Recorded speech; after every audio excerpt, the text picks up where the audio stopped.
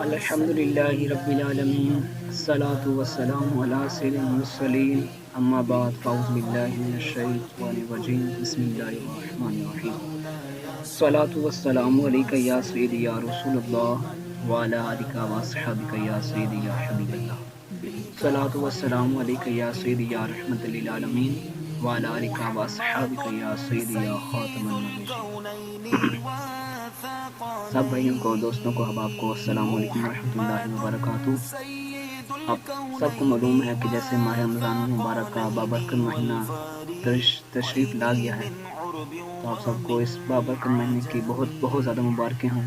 اللہ پاک سے دعا ہے کہ اللہ پاک ہمیں اس بابرکت مہینے میں صحیح طریقے سے اس کو گزارنے کی توفیق عطا فرمائے، عبادت کرنے کی توفیق عطا فرمائے، گناہوں سے بچنے کی توفیق عطا فرمائے۔ تو آج کی اس ویڈیو بنانے کا مین مقصد رمضان الشریف کے متعلق ہے۔ اس میں ایک مسئلہ عوام میں مشہور ہے کہ جب ہم روزہ رکھتے ہیں نا، تو جب ہمیں الٹی یا قے آ جاتی ہے تو اس صورت میں روزہ ٹوٹ جاتا ہے۔ یہ عوام میں مشہور ہے۔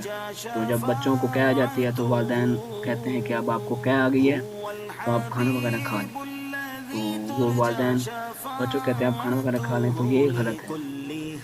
تو الٹی جسے آپ قے مطلب کہتے ہیں، اس روزہ اس صورت میں ٹوٹتا ہے کہ اب آپ کو میں بیان کیا جاتا ہوں۔ یہ مسئلہ میں خود بیان نہیں کر رہا کہ اگر کسی کو ہو کہ میں اپنے آپ سے ہی مسئلہ بیان کر رہا ہوں۔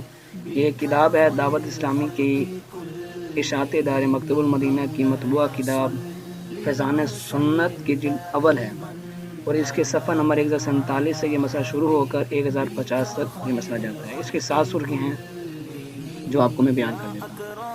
پہلی سرخی ہے کہ روزے میں خود بخود کتنی ہی قے آ جائے۔ ہمارا روزہ ہے نا، روزے میں ہمیں خود بخود کتنی ہی قے آ جائے، خواہ وہ بالٹی بھر ہی کیوں نہیں ہے، تو ہمارا روزہ نہیں ٹوٹے گا۔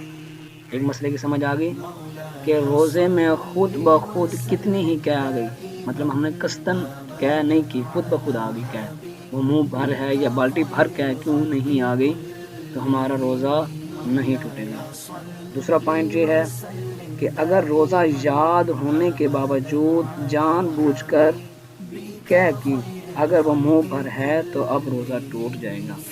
اب اکثر لوگ جان بوجھ کر قے کرنے کی کوشش کرتے ہیں کہ ہمیں قے آئے، تو اگر تو انہوں نے جان بوجھ کر قے کی ہے اور اگر وہ منہ بھر ہے تو ہمارا روزہ ٹوٹ جائے گا۔ اس صورت میں روزہ ٹوٹتا ہے کہ اگر ہم نے قصدن قے کی ہے اور اگر وہ منہ بھر ہے تو ہمارا روزہ ٹوٹ جائے گا۔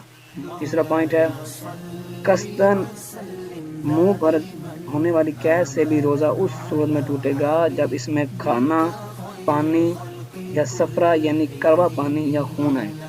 مطلب جو ہم نے قصدن قے کی ہے اس صورت میں روزہ ٹوٹے گا۔ اس میں بھی اس صورتیں ہیں کہ اگر اس میں کھانا ہے، پانی ہے، بلغم ہے یا صفرا جسے کڑوا پانی کہتے ہیں، تو یہ اگر ہے اور یہ منہ بھر ہے تو اس صورت میں روزہ ہمارا ٹوٹ جائے گا۔ چوتھا پوائنٹ ہے اگر قے میں صرف بلغم نکلا تو روزہ نہیں ٹوٹے گا۔